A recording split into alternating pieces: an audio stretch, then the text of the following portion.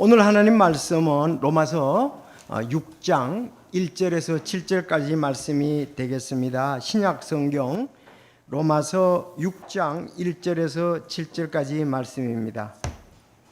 신약 성경 233페이지 로마서 6장 1절에서 7절.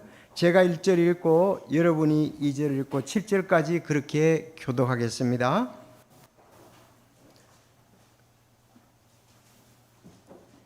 로마서 6장 1절. 그러면 우리가 무슨 말을 하겠느냐? 은혜가 넘치게 하려고 우리가 제 가운데 거하겠느냐?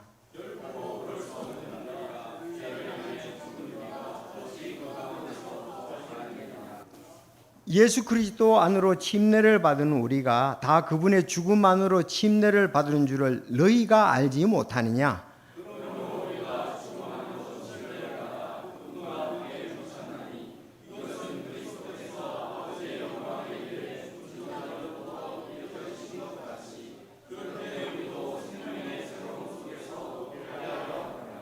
만일 우리가 그분의 죽음과 같은 모양으로 심겼으면 또한 그분의 부활과 같은 모양으로 되리라.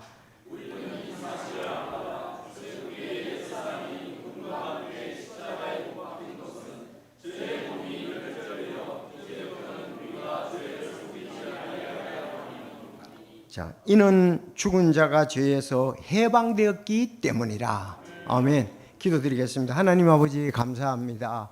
날씨가 덥지만 또 주의 은혜로 하나님께서 필요를 공급해 주시고 또 강건케 해 주셔서 감사를 드립니다.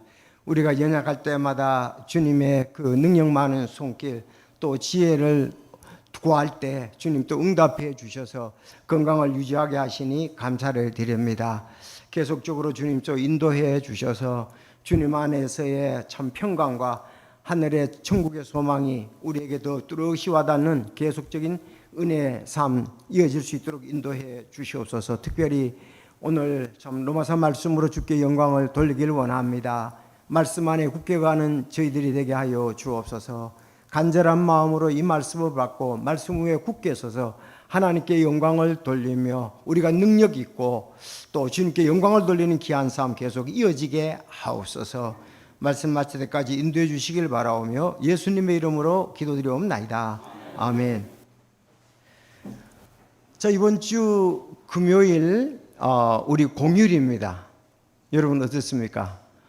여름 더운 날씨에 집에서 이 공휴일 또 좋은 계획을 가지는, 그래서 금토일. 자, 금요일이지만 우리가 잘 이렇게 좀 그날을 새겨볼 필요가 있습니다. 8월 15일 광복절이잖아요. 공휴일만 너무 크게 생각하시면 안 되겠고요. 8월 15일 광복절. 자, 이번에는 저희 나라가 이제 광복을 한 지가 80주년입니다. 딱 80주년. 그렇죠? 1945년 8월 15일이었으니까요. 이제 80주년을 맞이하게 되었습니다.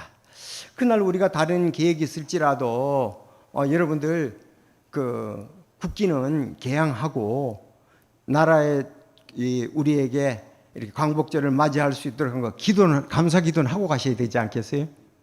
제가 이렇게 국기를 개양하면서 이렇게 쭉 돌아보면 거의 이렇게 요즘은 전엔 그래도 국기 개양한 분들이 많았는데 이제는 거의 없는 것 같아요. 없어요. 쫙 양쪽으로 쳐져봐도 이 나라를 사랑하는 마음, 우리 이런 분들, 이런 적은 부분부터 드러내라고 생각을 합니다.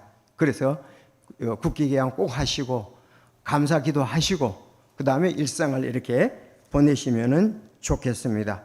자, 우리가 일본 우리 민족이 36년간 어둡고 힘들었던 일제 강점기에서 벗어나서 그야말로 찬란한 빛을 되찾은 날입니다. 흙 다시 만져보세. 바닷물도 춤을 춘다. 참 흙을 다시 이제 우리 땅이라 이거죠. 일본에게 점령당했는데 우리 땅. 이게 광복한 것을 갖다가 바닷물도 춤을 춘다. 아주 그 묘사가 아름답습니다. 정말 우리가 여기 일제강점기 36년에서 광복되지 않았다면 우리는 자유함도 없고 나라의 주권도 없고 우리는 또 우리가 하는 일에 대해서 많은 부분을 일본을 섬겨야 되는 그런 부분들이 있었을 것입니다. 정말 이렇게 강복이 되기까지 참 많은 분들이 애를 썼고 또 국제적으로도 참 그 변화가 있었기 때문에 이런 강복을 맞이할 수가 있었습니다. 참 우리나라에 이렇게 8.15 광복절이 있다면은 이스라엘은 3년 후인 1948년 5월 14일 날 그들은 이렇게 독립을 선언을 했습니다. 참 기원 후 70년 로마 제국에서 나라를 잃고 전 세계로 흩어져 있었는데 2000년 만에 다시 고향 땅에 나라를 재건하게 되었습니다.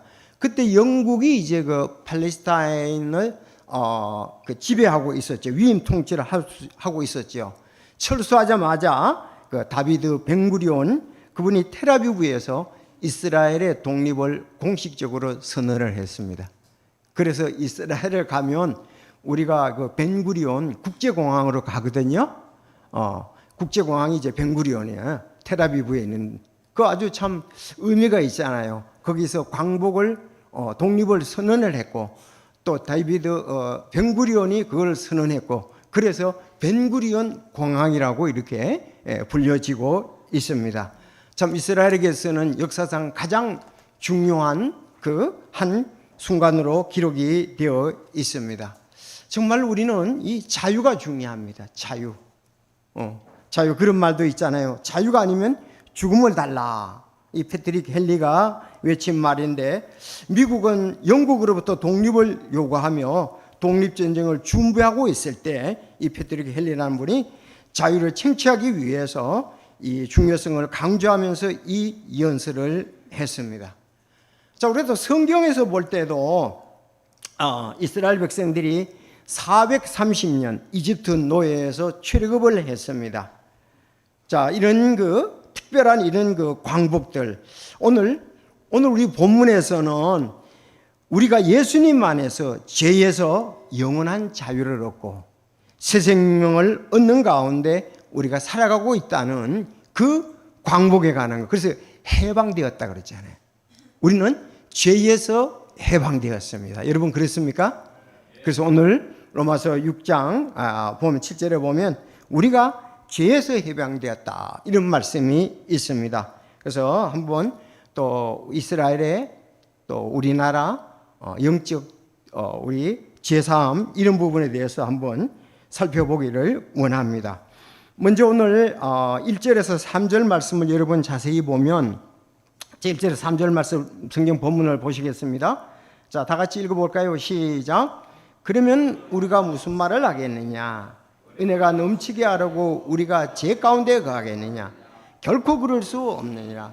죄를 향해 죽은 우리가 어찌 그 가운데서 더 살겠느냐? 예수 그리스도 안으로 침례를 받은 우리는 다 그분의 죽음 안으로 침례를 받은 줄 너희가 알지 못하느냐? 자, 죄 가운데 거하겠느냐? 어찌 그 죄 가운데 더 살겠느냐? 이 말씀을 보면은 우리는 과거에 죄 가운데 살았다는 결론을 얻게 됩니다. 그래서 첫 번째 1절에서 3절까지 우리는 과거 죄 가운데 살았다. 전체적으로 이렇게 말씀을 보면은 두 번째는 이제 5절에서 7절 우리는 죄에서 해방되었다. 세 번째 우리는 지금 새 생명 가운데 살아간다. 여러분 그렇습니까? 그래서 죄에서 우리가 해방되어 자유를 얻었습니다. 1절과 3절 우리는 과거에 죄 가운데 살았고 우리는 죄에서 해방되었습니다. 이제는 새 생명 가운데 살아가고 있습니다. 아멘입니까? 참 이런 말씀이 있기에 우리는 영적인 또 힘을 얻고 살아가는 의미가 믿지 않는 사람과 다르다고 우리가 생각할 수가 있겠습니다. 자, 여기 질문은 죄 가운데 거하겠느냐, 죄 가운데 살겠느냐, 더 살겠느냐 이렇게 본문에서 말하고 있습니다. 그래서 우리는 죄라는 강력한 압제 아래 있었음을 전제하는 것을 볼 수가 있습니다. 죄는 우리를 묶어두고 지배하며 우리를 노예로 삼았습니다. 마치 이스라엘 백성들이 이집트에서 겪었던 노예 생활을 떠오르게 합니다.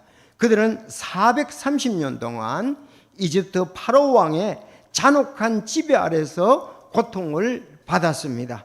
그때 출애굽기 2장 23절에 보면 이스라엘 자손은 속박으로 인해 탄식하며 부르짖으니 속박으로 인한 그들의 부르짖음이 하나님께 올라오니라. 특별히 그 성을 쌓았는데 그 국고성 또 이런 성을 쌓을 때에 나중에는 그 성을 쌓을 재료도 주지 않고 정상적으로 그 벽돌을 찍으라고 하면서 고통에 고통을 주었고, 또 남자아이들은 태어나면 이집트의 나일강에 버리라고 했고, 정말 이제는 혹독한 채찍이요 노예 생활이나 비참하게 더 다름이 없었습니다. 그때 하나님께 부르짖었습니다. 그들은 그때 원래 하나님을 섬기지 않았어요. 이집트가 다른 신을 섬겼습니다. 다른 신이 그걸 해결해 줄 수가 없었습니다. 그들은 하나님께 부르짖었습니다. 도저히 살 수가 없습니다. 아마 이렇게 기도했더라면, 이렇게 기도해서 하나님께 영광을 돌리자. 아브라함과 이삭과 야곱의 하나님, 우리 조상의 하나님, 조상에게 약속하신 대로 우리를 속박에서 구해 주십시오 하고 아마 기도했을지도 모릅니다. 아마 그렇게 응답이 올라 부르짖는 그런 기도가 되었으리라고 이렇게 생각을 합니다. 정말 하나님께서 그들의 고통의 부르짖음을 들으시고 이제 그들이 스스로 결코 그 노예에서 이집트 속박에서 건져 나올 수 없는 것을 알고 하나님께 기도했던 것을 볼 수가 있습니다. 이것은 뭐 거대한 압제이기 때문에 이스라엘 백성 자체가 아무리 발부둥 쳐도 거기서 이집트에서 나올 수가 없었습니다. 우리가 우리 힘으로 안 될 때 마지막으로 사람들이 찾는 게 하나님께 부르짖는 것 아니겠습니까? 우리 부모도 할 수도 없고 우리 형제도 할 수도 없고 우리 친척도 할 수도 없고 내 주변에 힘 있는 사람이 할 수 없을 때 하나님 도와주십시오. 제가 이렇게 볼 때 그때가 언제냐 하면은 다른 거는 다 자기가 자력으로 하려고 그러는데 죽음 앞에서는 하나님께 부르짖더라고요. 죽음 앞에서. 보통 저도 이제 몇 번을 경험했는데 목사님 누구가 지금 생명이 위독합니다. 곧 하나님의 부르심을 받을 것 같습니다. 목사님 속히 오십시오. 그렇게 최후에는 와요. 가보면은 정말 숨을 몰아쉬고 있고 가족들은 쭉 들러 있습니다. 그 둘러앉은 가족들은 뭐 다양한 환경에 있는 분들이죠. 그럼 어떻게 할 수가 없습니다. 의사도 필요가 없습니다. 자, 그때 목사님 기도해 주십시오. 이제 하나님을 의지하고 하나님 품으로 갈 수 있도록 그런 것을 목격을 합니다. 이스라엘 백성들도 주변에 어느 나라가 도울 수도 없고 자력으로 그 이집트의 거대한 압력에 그들은 헤어나올 수가 없었습니다. 여러분, 우리나라도 마찬가지입니다. 일제 36년 강점기에서 이집트의 노예생활 같은 고통을 그들은 안겨주었습니다. 이름을 일본식으로 하고 또 뿐만 아니라 뭐 우리 정체성이 없고 학교에서는 일본 역사와 문화를 가르쳤고 젊은이들은 징병과 또 징용을 가게 되었고 강제로 전쟁터에 갔습니다. 탄광과 공장에서 노예처럼 그들은 일했습니다. 여성들은 위안부라는 참혹한 이름으로 인권을 유린당했습니다. 또 우리가 농사 지으면 쌀과 자원은 공출이라는 명목으로 무자비하게 수탈해 갔습니다. 우리는 스스로 자유의지로 이 삶을 결정할 수 없는 자유와 정체성을 빼앗긴 이런 같은 노예와 같은 상태였습니다. 매일의 삶이 절망과 무력감이 가득했습니다. 참 그때 그 부역 나갔던 것을 이제 연세 드신 어르신들이 이렇게 얘기를 들어보면 뭐 로마도 마찬가지죠. 모든 길은 로마로부터 그러잖아요. 일본 사람들이 우리나라에 이런 자원이라든지 쌀 이런 것을 가져가려면 길을 닦아야 되지 않습니까? 제가 영주에 있을 때 그 소백산 이제 터널을 닦는데 거기에 동원되어 가서 하도 발포를 많이 해서 기가 자기가 상했다고 그런 얘기를 하더라고요. 굴들면 발포를 해야 될 거 아닙니까? 다 이거. 그래서 자기 이런 그 어려움을 겪었다고 얘기를 합니다. 자, 그래서 이집트나 이스라엘 백성들이 이집트에서나 우리가 일제 강점기에서나 또 우리는 영적인 면으로 우리가 죄의 압제에서 우리도 노예처럼 살았다는 것입니다. 로마서 5장 12절에 보면 그러므로 시작.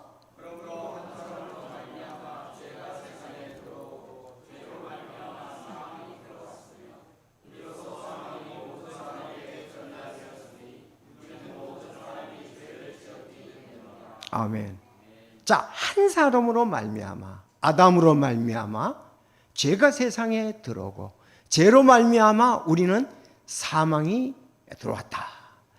우리가 육적 사망도 같지만 영적 사망도 이때 오게 되었습니다. 이로써 사망이 모든 사람에게 전달되었으니 이는 모든 사람이 죄를 지었기 때문이라. 히브리서 9장 27절은 한 번 죽는 것은 사람에게 정하신 것이요 그 뒤에는 심판이 있나니. 죄 가운데 태어나서 죄 가운데 살면은 계속 그렇게 살다가 가는 곳은 하나님과의 관계는 단절되고 잃어버린 양과 같이 살다가 우리는 결국은 심판을 받아 지옥에 갈 수밖에 없습니다. 그래서 우리는 한 사람으로 아담의 후손으로서 모두가 죄 가운데 거하고 죄 가운데 살게 되었다는 것입니다. 왜 이렇게 인생이 어렵고 복잡한지요? 마가복음 7장 20절 또 그분께서 이르시되 사람에게서 나오는 것 그것이 사람을 더럽게 하느니라. 속에서 곧 사람의 마음에서 악한 생각, 간음, 음행, 살인, 도둑질, 탐욕, 사악함, 속임과 색욕, 악한 눈, 신성모독, 교만, 어리석음이 나오는데 이 모든 악한 것들이 속에서 나와서 사람을 더럽게 하느니라 하시니라. 이 사람이 살아가는데 이 내면이 이랬습니다. 제 속성이 이랬습니다. 우리 마음속에 이런 부분이 있으며 이제 겉으로 이런 부분들이 드러나서 행해짐으로 서들에게 큰 고통을 안겨주고 또 우린 그렇게 있는 것입니다. 자, 죄는 하나님과의 분리를 시키고 하나님과 우리를 분리시키고 참된 자유와 기쁨을 빼앗아가며 결국 영원한 죽음으로 이끄는 잔혹한 압제자가 죄입니다. 아무리 선하게 살려고 애써도 우리 힘만으로는 이 죄의 사슬을 끊을 수가 없었습니다. 그래서 이스라엘 백성 우리 민족이 스스로 힘으로는 압제에서 벗어날 수 없었던 것처럼 말입니다. 예수님은 우리를 죄와 죽음의 고난에서 벗어나게 해 주신 분이십니다. 그래서 오늘 본문에서 그러면 우리가 무슨 말 하겠느냐? 은혜가 넘치게 하라고 우리가 죄 가운데 가느냐? 결코 그럴 수 없느니라. 죄를 향해 죽은 우리가 어찌 그 가운데 더 살겠느냐? 예수 그리스도 안으로 침례를 받은 우리가 다 그분과 함께 죽음 안으로 침례를 받고, 침례는 죽음을 나타내는 거잖아요.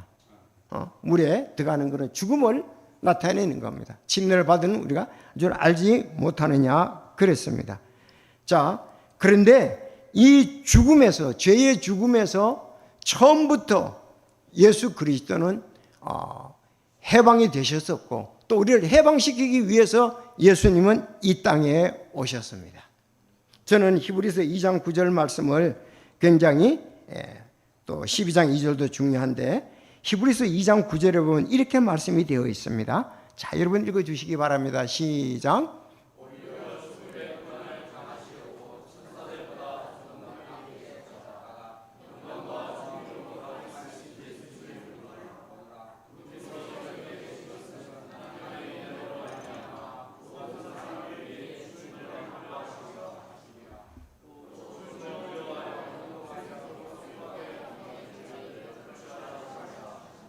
네, 오히려 죽음의 고난을 당하시려고 예수님이 오신 목적 가운데 하나가 죽음과 관계가 되지요. 그래서 예수님 원래 하나님의 아들이셨잖아요. 하나님이셨잖아요. 그래서 우리 오늘 찬송을 부를 때도 정말 하늘의 영광을 떠나 이 땅에 육신의 옷을 입고 오신 주님에 대해서 찬양을 했지 않습니까? 그 육신을 입고 오실 땐 천사보다 조금 낮게 되었습니다. 근데 영광과 존귀로 가시신 예수님을 보러 낮게 되셨다가 영광과 존귀로 이제 부활하셔서 승천하셨다는 겁니다. 그분께서 이렇게 되신 것은 하나님의 은혜로 말미암아 모든 사람을 위해 죽음을 맛보려 하심이라. 예수님은 십자가에서 죽음을 맛보셨습니다. 3일간 묻히셨습니다. 자, 또 죽음을 위하여 평생도록 이제 속박에 얽매인 자들을 구출하려 하심이라. 여러분, 죄는 우리를 얽어매는데 죽음이라는 것으로 얽어맵니다. 죽음이라는 것으로 얽어매요, 죄는. 그런데 예수님께서 이 죽음에서 우리를 해방시키기 위해서 십자가에 돌려 돌아가시고 맛보셨죠. 3일간 죽으셨다가 다시 부활하셔서 죽음을 맛보셨습니다. 하나님은 다시 영광의 자리로 우리 주 예수님은 가셨던 것을 볼 수가 있습니다. 그래서 예수님이 이제 십자가에 고난 당하실 때도 자기가 부활할 것을 아시고 기쁨으로 그것을 당하셨다는 말씀입니다. 히브리서 12장 2절, 우리의 믿음의 창시자요 또 완성자이신 예수님을 바라보자. 그분께서는 자기 앞에 놓인 기쁨으로 인해, 자기 앞에 놓인 기쁨으로 인해, 이게 뭐죠? 예, 부활입니다. 그분께서는 자기 앞에 놓인 기쁨으로 인해 수치를 멸시하시며, 예수님은 온갖 수치를 다 당하셨죠. 우리가 오늘날 예수님의 증인이 돼서 당할 모든 멸시, 고난, 이것은 예수님은 벌써 더 크게 당하신 거예요. 그래서 그때 보면은 그 빌라도의 군병이 예수님에게 가시 면류관을 씌우고 또 그 옷을 주홍색 옷을 입히고 갈대를 손에 쥐게 하시고 그러면서 유대인의 왕이요 내려오라 그랬잖아요. 그러면서 나중에 이제 그건 비웃고 조롱하는 거죠. 멸시하는 거죠. 그러면서 그 갈대를 빼앗아서 가시 면류관을 쓴 예수님을 때려서 온몸이 피가 흐르도록 그렇게 하셨던 것을 볼 수가 있습니다. 온갖 수치를 다 당하셨습니다. 온갖 멸시를 다 받으셨습니다. 십자가에 못 박으셔서 정말 사람들의 최고의 그 악한 자에게 내리는 형벌이 십자가 형벌인데 견디셨습니다. 뭐 때문에? 앞에 놓인 기쁨으로 인해서 나는 3일 만에 부활한다. 아니, 예수님이 직전에 이런 말을 3번이나 얘기를 하셨어요. 내가 대제사장과 그 유대인들에게 참 핍박을 받아서 죽었다가 3일 만에 부활한다고 미리 얘기를 하세요. 그러니까 예수님은 이렇게 고통을 당해도 난 3일 후에 부활한다는 걸 아셨습니다. 그리고 정말 부활하셨고 40일 동안 이 땅에 계시다가 하나님 왕자 오른편에 앉혀지셨습니다. 바로 예수님은 죄로 인해서 우리가 당하는 고통들, 또 그 우리가 오는 죽음에 속박에 얽매인 자들을 건져내기 위해서 그렇게 하셨습니다. 아니, 예수님이 십자가에 죽고 부활하셨으면 우리도 죽고 부활하잖아요. 그러니까 죽음에서 우리는 해방이 된 거라고요. 죄로 말미암아 죽을 수밖에 없는데, 어제 5절에서 7절 두 번째 보면은 우리는 죄에서 해방되었다 그랬습니다. 자, 만일 우리가 그분의 죽음과 같은 모양으로 함께 심겼으며, 자, 예수님과 같이 우리는 함께 십자가에 못 박혔습니다. 그리고 부활과 같은 모양으로 우린 또 되리라, 부활하게 될 것입니다. 우리는 이 사실을 아노니, 즉 우리의 옛사람이 그분과 함께 십자가에 못 박힌 것은 죄의 몸이 멸절되어 이제는 우리가 죄를 섬기지 아니하게 하려 함이라. 7절 시작. 이는 죽은 자가 죄에서 해방되었기 때문이라. 자, 오늘 우리나라가 일제로부터 해방이 되었잖아요. 자, 이스라엘 백성들이 이집트로부터 해방이 되었잖아요. 자, 그런 것처럼 우리는 죄에서 해방이 되었습니다. 얼마나 놀라운 일입니까? 아니, 죄로 말미암아서 영원히 지옥에 갈 수밖에 없는데 이제 주님께서 우리를 죄에서 해방시켜서 영원히 하나님과 살게 해 주셨습니다. 그래서 우리는 죄에서 해방되었다. 그런데 죄에서 해방된 게 우리가 볼 때, 영적으로 볼 때나 외적으로 볼 때도 오히려 가장 중요한 것 중에 하나는 영혼입니다. 영혼이 우리 죄에서부터 해방되어서 이젠 하나님과 함께 거하게 되었고, 또 우리가 하나님의 영광을 위해서 쓰이게 되었습니다. 출애굽기 14장 13절에 보면 모세가 백성이 된 너희는 두려워하지 말고 가만히 서서 주께서 너희에게 보여주실 그분의 구원을 보라. 너희가 이후로는 오늘 본 이집트 사람들을 영원히 다시 보지 못하리라. 자, 이제 이스라엘 백성들이 부르짖었고 하나님께서는 모세를 통해서 그들을 구원하기 시작을 했습니다. 파라오의 완강한 거부에도 불구하고 하나님께서 10가지 재앙을 이집트 땅에 내셨습니다. 내리셔서 이제 출애굽을 하게 되었죠. 이스라엘 백성들 앞에 홍해가 있었지만 또 뒤에는 이집트 군대가 쫓아오고 있었지만 거대한 바다가 가로막은 이 절체절명의 순간에 하나님께서 모세에게 얘기를 했어요. 가만히 서서 하나님께서 너희들에게 줄 구원을 바라보라 그랬습니다. 그들이 제사장들이 들어갔을 때에 홍해는 갈라졌고 이스라엘 백성들은 마른 땅같이 건넜습니다. 여러분, 이것은 이스라엘 백성들의 힘이 아닌 하나님의 압도적인 능력으로 이루어진 기적입니다. 여러분, 그렇지 않습니까? 자, 우리나라 광복도 마찬가지입니다. 우리나라의 유관순 열사라든지 윤봉길 의사, 김구성 이런 독립운동가들의 희생과 투쟁이 있었지만 광복은 우리나라의 힘만으로는 할 수가 없었습니다. 여러분 잘 아시는 대로 1945년 8월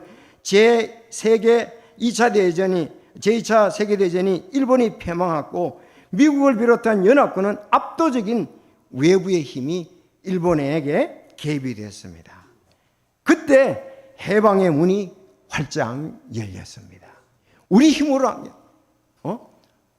연합군이 그 힘, 또 특히 이제 미국이 히로시마 나가사키 원자탄을 폭탄을 투하하고 이런 부분 외부에 압도적인 힘이 있었기 때문에 그렇다 이 말입니다. 여러분, 우리의 영적인 해방도 마찬가지입니다. 우리의 선행의 노력이나 우리 종교적인 의식이나 고행으로 제 문제를 해결할 수 없고 오직 오늘 본문에 있는 것처럼 그분께서 우리를 위해서 죽으시고 묻히셨다가 3일 만에 부활하셔서 이 일을 해결해 주셨습니다.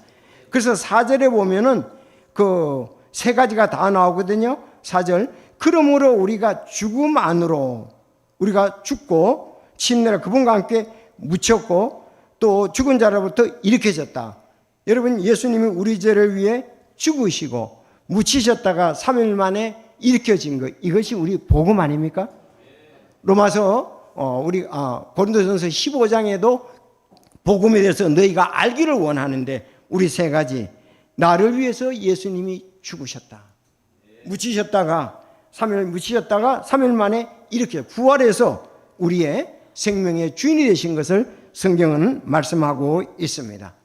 그래서 우리의 선행, 우리가 간절히 기도한 게 아니고 여기 압도적으로 하나님의 놀라운 사랑, 은혜로 말미암아 우리도 구원을 받았습니다. 이스라엘 백성들이 하나님의 압도적인 능력, 또 우리가 8.15 광복도 세계적으로 압도적인 능력, 우리의 구원도 하나님의 압도적인 능력으로 우리는 해방되었음을 잊어서는 안 될 것입니다. 사실 우리가 어떤 부분들은 한계가 있습니다. 주님께서 우리를 도와주시고 주님께서 사람들을 통해서 우리를 역사해 주실 때, 인도해 주실 때 우리는 진정으로 말씀 안에 굳게 설 수가 있을 것입니다. 자, 성경의 로마서 5장 8절, 우리가 아직 죄 안에 있을 때 그리스도께서 우리를 위해 죽으심으로 하나님께서 우리를 향한 자신의 사랑을 당당히 제시하시니라. 우리가 아무것도 할 수가 없을 때 친히 하나님께서 개입하셔서 우리를 구원하신 것입니다. 이는 우리가 상상할 수도 없고 요구할 수 없던 그런 가장 위대하고 진정한 해방이라고 볼 수가 있습니다. 지난주에 여러분들 암송한 거를 또 마찬가지가 했어요. 로마서 5장 1절 시작. 그러므로 우리가 믿음으로 의롭다고 인정받아 우리 주 예수 그리스도를 통해 하나님과의 화평을 누리는 도다. 아멘. 우리가 믿음으로 의롭다고 인정받아 우리 주 예수 그리스도를 통해 하나님과 화평을 누리는 도다. 믿음으로. 자, 이렇게 해서 우리가 죄에서 해방되는데, 그러면 우리가 어떻게 살아야 되겠느냐? 이제 세 번째 마지막 보겠습니다. 4절에 보면은 이렇게 기록이 되어 있습니다. 자, 그러므로 죽음 안으로 자, 이렇게 새 생명의 새로움 속에서 걷게 하려 함이라 그랬어요. 우리가 예수님과 함께 죽고 묻히고 이렇게 졌는데, 이 침례가 바로 이 부분 아닙니까? 예수님과 함께 내가 죽었다. 예수님과 함께 묻혔다. 내가 예수님과 함께 부활할 줄을 믿는다. 내가 내 마음속에 믿음으로 말미암아 말씀을 믿음으로 이루어진 것을 외적으로 나타내는 게 침례지 않습니까? 자, 이제 그러면 그렇게 난 다음에 어떻게 되느냐? 그렇게 우리도 생명의 새로움 속에서 걷게 하려 함이라. 이제는 우리는 생명의 새로움 속에서 걸어야만 하는 것입니다. 이것이 우리가 살아가는 목적 중에 하나라는 것입니다.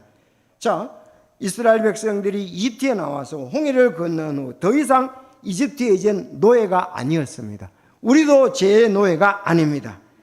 그들은 하나님의 특별한 백성, 언약의 백성이라는 새로운 신분을 얻었습니다. 그래서 하나님께서 그들을 시내산으로 인도하시고 말씀을 하십니다. 로마서 출애굽기 19장 4절에 보면 내가 이집트 사람에게 무슨 일을 하였는지 어떻게 너희를 독수리의 날개들을 실어 내게 데려왔는지 너희가 보았느니라. 이스라엘 백성들을 독수리의 날개들을 실어서 데려온 것처럼 내가 너희들을 이집트에서 데려왔다고 출애굽기 19장은 아주 시내산에서 십계명을 받을 때 장면입니다. 19장 이렇게 하고 20장에서 십계명을 주잖아요. 보았느니라.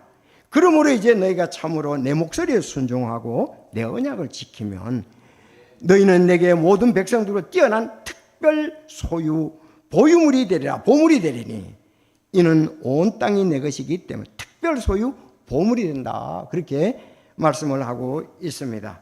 자, 여러분, 참 이제 우리나라도 이렇게 일본의 속국에서 벗어났습니다. 주권 국가입니다. 새로운 신분을 얻었습니다. 자, 우리는 이럴 때에 우리가 자유를 얻었는데 여기 자유에는 반드시 책임이 따른다는 것입니다.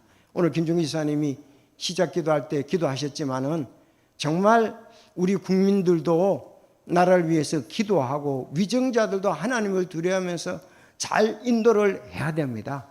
언제 어떻게 될지 알 수가 없습니다. 그래서 정말 그 나라를 자유민주주의 국가로 잘 지켜 나가야 하는 것입니다. 다수의 행포는 하나님이 원하시지 않는 거고 백성들도 소수일지라도 옳은 것은 옳은 것입니다. 그런 부분도 우리가 잘 봐야 되고 자유에는 반드시 책임이 따르는 것입니다. 오늘 본문에서도 로마서 6장 11절 이와 같이 너희도 너희 자신을 죄를 향하여는 참으로 죽었지만 하나님을 향해서는 예수 그리스도 우리 주를 통해 살아있는 것으로 여길지어다. 자, 이제는 우리가 하나님을 향해 살아있습니다. 그러므로 누구든지 그리스도 안에 있으면 새로운 창조물이라 옛 것들은 지나갔으니 보라 모든 것이 새롭게 되었도다. 이제 우리는 그분의 작품인데 그리스도 예수님 안에서 선한 행위를 하도록 창조된 자들이니라. 하나님께서 그 선한 행위를 미리 정하신 것은 우리가 그 가운데서 걷게 하려 하심이라. 그래서 성경에 말하는 선한 행위는 도덕적으로 착한 것을 넘어서 하나님의 뜻과 영광을 위한 행동을 말하는 것입니다. 먹든지 마시든지 무엇인지 다 하나님의 영광을 위해서 하라고 말씀하셨잖아요. 그러니까 하나님의 은혜에 우리 구원받은 자는 감사하면서 하나님을 기쁘시게 하고 그분을 드러내는 그런 귀한 삶을 살아야 된다는 겁니다. 이것은 사실 우리 힘이 아닌 성령의 도우심으로 우리 믿음으로 행하는 삶이다. 그렇게 우리가 생각해 볼 수가 있습니다. 자, 오늘 전체적으로 요약하면 성도 여러분, 이스라엘 백성들은 이집트 노예에서 하나님께서 해방해 주셨습니다. 자, 우리나라도 일제 강점에서 광복을 얻게 이렇게 허락을 하셨습니다. 자, 무엇보다도 우리를 죄에서 해방시켜 주시고 우리는 선정 즉 선택한 백성이고 특별 소유 백성이 되게 하셨습니다. 자, 우리 베드로전서 2장 9절을 결론적으로 읽도록 하겠습니다. 이 엄청난 일이 우리에게 있으시는 거죠. 한번 봅시다. 자, 그러나 너희는 선정된 세대요 그랬습니다. 이 선택됐다는 말과 같습니다. 알았죠? 선정된 세대요, 왕가의 제사장이요, 거룩한 민족이요, 특별 소유 백성이니 이것은 너희를 어둠에서 불러내어 자신의 놀라운 빛으로 들어가게 하신 분에 대한 찬양을 너희가 전하게 하려 함이라. 그러니까 우리가 지금 엄청난 신분을 가지고 있습니다. 자, 이래서 오늘 본문에 있는 것처럼 이제는 생명의 새로움 속에 걷게 하려 하심이라.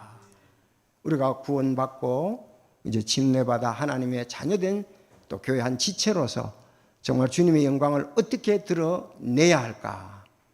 바로 우리는 이제는 이런 새 생명 가운데 걸으면서 하나님의 영광을 드러내고 주 예수 그리스도 오실 때에 우리는 주님을 만나게 되리라고 믿습니다. 자, 오늘 우리가 죄에서 해방, 자유를 얻었습니다. 첫째, 먼저 우리는 과거 죄 가운데 살았습니다. 여러분 그렇습니까? 우리는 죄에서 예수 그리스도의 십자가의 보혈로 해방되었습니다. 해방된 우리는 새 생명 가운데 이제 살아가야 됩니다. 하나님께 영광을 돌면서 그렇게 살아간다면 하나님이 기뻐하시는 우리 자녀로서 또 하나님께서 우리에게 칭찬과 아름다운 보상이 있는 귀한 삶을 살게 되리라고 믿습니다. 다 같이 기도드리겠습니다.